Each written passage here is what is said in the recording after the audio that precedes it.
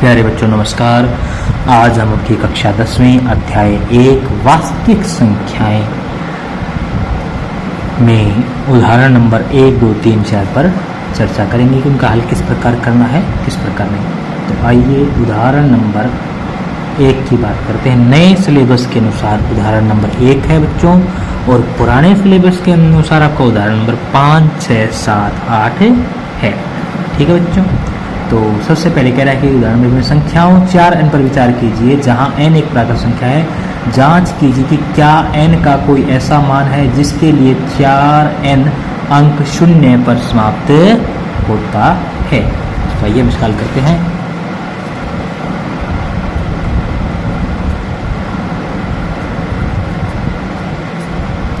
माना n के किसी मान के लिए 4n 0 पर समाप्त होती है जहां n एक प्राकृत संख्या है। तो जहां n क्या एक प्राकृत संख्या है, तो यह संख्या 5 से विभाज्य होगी, क्योंकि विभाज्यता का नियम कहता है यदि किसी संख्या के अंत में 0 या 5 हो तो वह संख्या 5 से विभाज्य होगी, और यदि 5 से विभाज्य होगी तो इसके अभाज्य गुणनखंडों के अंदर भी क्या होगा, 5 होना चाहिए। तो हम लिखते हैं 4n के अभाज्य गुणनखंड क्या जाएगा, 4n हम कर सकते हैं 2 गुणा 2 की शक्ति n। तो हम देख पा रहे हैं कि यहाँ पर तो सिर्फ 2 ही है, 5 तो है नहीं। हम क्या लिखेंगे, हम देख सकते हैं कि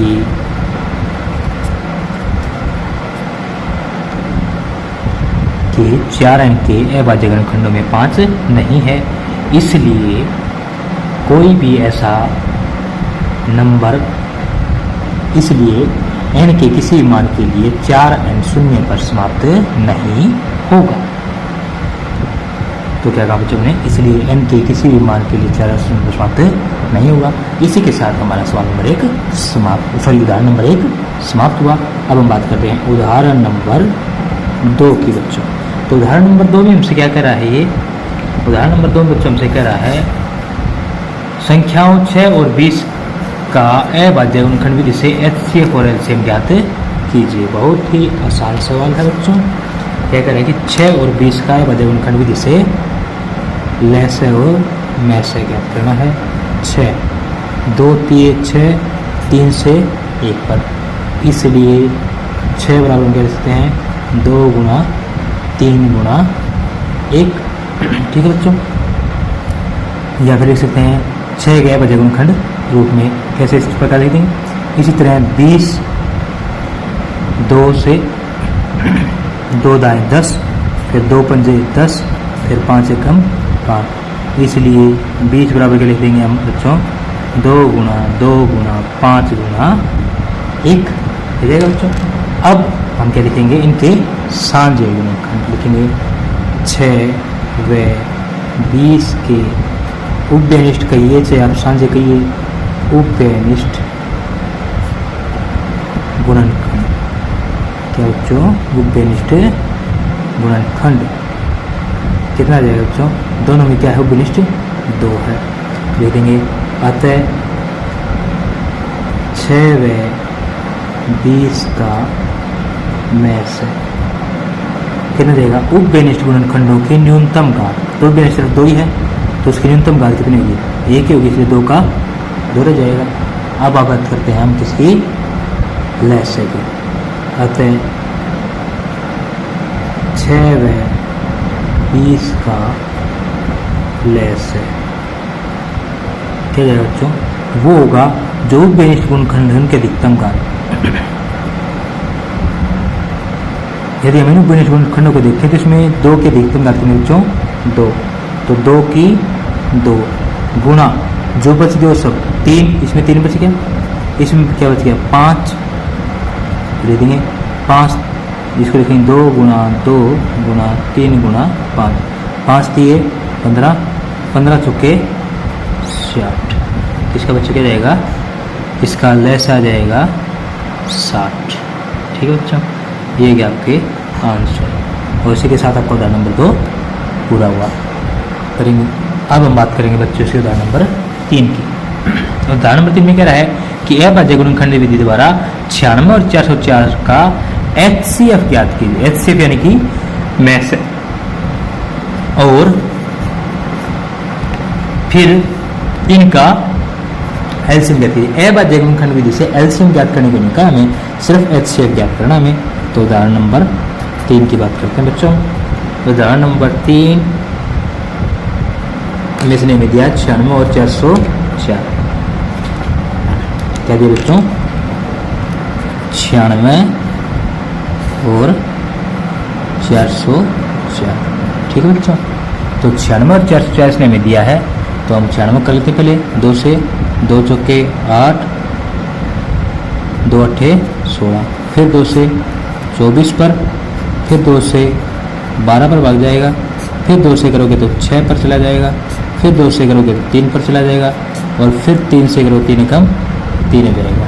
ठीक है बच्चों, कितना जाएगा 3 एकम, तो लिखेंगे बच्चों इसलिए 96 बराबर है 2 गुणा 2 गुणा 2 गुणा 2 गुणा, कितने बार बचेगा, 4 बार आ गया, तो 5 बार 2 है, गुणा 3 गुणा 1।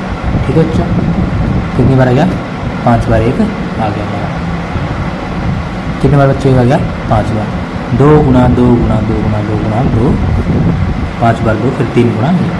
तो क्या लिख देंगे ऐसे, 2 की शक्ति 5 गुणा 3 गुणा 1। ठीक है बच्चों, अभी तरह 404, 2 से भाग करेंगे, 2 दूनी 4, 0, 2 दूनी 4, फिर आ जाएगा 100, 2 एकम 2, 0 का 0, 101।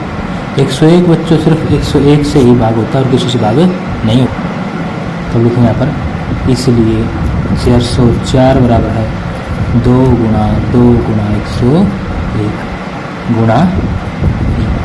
ठीक है जाएगा, 2 की शक्ति 2 गुणा 101 गुणा 1। ठीक है बच्चों, अब हम क्या लिखेंगे, 96 व 404 के उपव्यनिष्ठ कहिए, चाहे आप सांझे कहिए, बात एक ही है, उपव्यनिष्ठ गुणनखंड। तो जो उपव्यनिष्ठ गुणनखंड क्या जाएंगे, उपव्यनिष्ठ गुणनखंड बच्चों क्या जाएगा आपका, दोनों में क्या है आपका 2 है, तो 2। ठीक है, और कुछ भी नहीं है तो यह छोड़ देंगे। अब क्या लिखेंगे, अतः 96 व 404, 96 व 404 का मैस है। क्या निकलेंगे बच्चों, मैस है। वो क्या जाएगा आपका, जो उपव्यनिष्ठ गुणनखंड है उनकी न्यूनतम घात। तो न्यूनतम घात कितनी है, 2 की 2 बच्चों, इसमें 5 में 2 है तो 2 ही ली जाएगी। तो क्या जाएगा, 2 गुणा 2 बराबर 4। कितना बच्चों, 4। अब हमें क्या निकालना बच्चों, इसका लेस है या फिर एलसीएम कह सकते हैं आप। मैस है मतलब होता है बच्चों HCF। ठीक है, हमें इसका निकालने का है एलसीएम। ठीक है, तो एलसीएम के लिए क्या हुआ बच्चों, सूत्र मैंने आपको पीछे बताया था जब इसका आपको जानकारी कराई थी, उसके साथ मैंने सूत्र भी बताए थे, संख्याओं का गुणनफल बटा उनका HCF। यही करा था बच्चों, तो संख्याओं का गुणनफल बटे में उसका HCF। तो ऐसे क्या जाएगा बच्चों, संख्याओं का गुणनफल, संख्या क्या हमारी 96 गुणा 404 बटे उनका HCF 4, कितना गया 101। 96 और 101 की जो बच्चों आप गुणा करेंगे तो आपकी गुणा आएगी, ये आएगी बच्चों हमारे पास, ये क्या जाएगा बच्चों हमारे पास 96। ठीक है बच्चों, ये हमारा इसका LCM। ठीक है बच्चों, इसी के साथ हमारा उदाहरण नंबर 3 और पुराने गणित के अनुसार उदाहरण नंबर 7 पूरा हुआ। अब हम करते हैं बच्चों आपके उदाहरण नंबर 4 की बात। उदाहरण नंबर 4 में कह रहा है कि संख्या 6 72 120 का अभाज्य गुणनखंड विधि द्वारा HCF और LCM ज्ञात कीजिए। तो इसका हल करते हैं, देखिए बच्चों कैसे होगा हल इसका। 6 72 और 120 इसका निकलना है। तो सबसे पहले हम 6 के अभाज्य गुणनखंड बनाएंगे, कितना बचेगा, 2 3 6, 3 एकम 3। अब बढ़ाएं किसके बच्चों 72 के, तो 2 से जाएगा 36 पर, फिर 2 से जाएगा 18 पर, फिर 2 से जाएगा 9 पर, फिर 3 से करेंगे 3 तिये 9, फिर 3 तो खुद 1 से जाएगा। अब हम बात करते हैं 120 की बच्चों, तो 2 से 2 6 12 0 का 0, फिर 2 से 2 3 6 0 का 0, फिर 2 से 2 1 2 2 5 10, फिर 15 आता है हमारे 3 के पाड़े में, 3 5 15 और 5 5 से जाएगा, 5 एकम 5। तो हम लिखें सबसे पहले, इसलिए 6 को क्या लिख सकते हैं 2 गुना 3, इसलिए 72 को क्या लिख सकते बच्चों 2 गुना 2 गुना 2 गुना 3 गुना 3 गुना 1।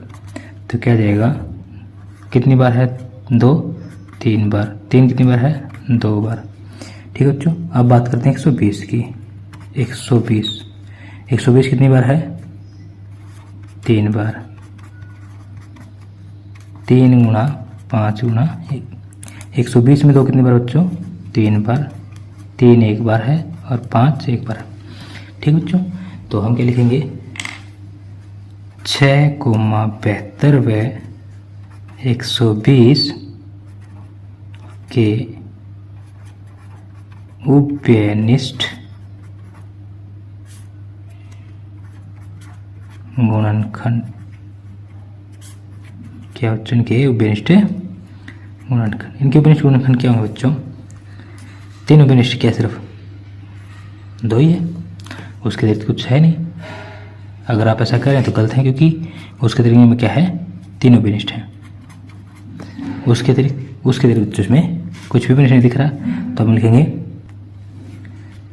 अतः 6,72 व 120 का HCF निकालने के लिए क्या करेंगे बच्चों, इसकी न्यूनतम घातों को लेकर चलेंगे। तो न्यूनतम घात 2 की 1 है, 3 की भी 1 है, इसलिए 2 गुना 3 इनका गुणनफल कर देंगे, वो हमारा HCF हो जाएगा। क्या जाएगा बच्चों 6। कितना आ जाएगा बच्चों हमारा। अब हम निकालेंगे बच्चों इसका क्या LCM।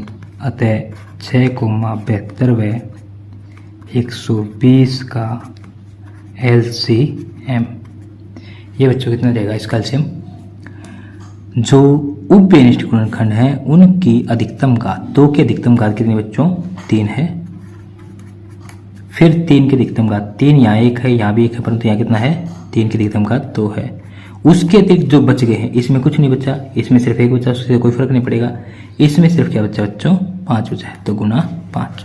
तो क्या जाएगा बच्चों 2 गुना 2 गुना 2 गुना 3 गुना 3 गुना 5।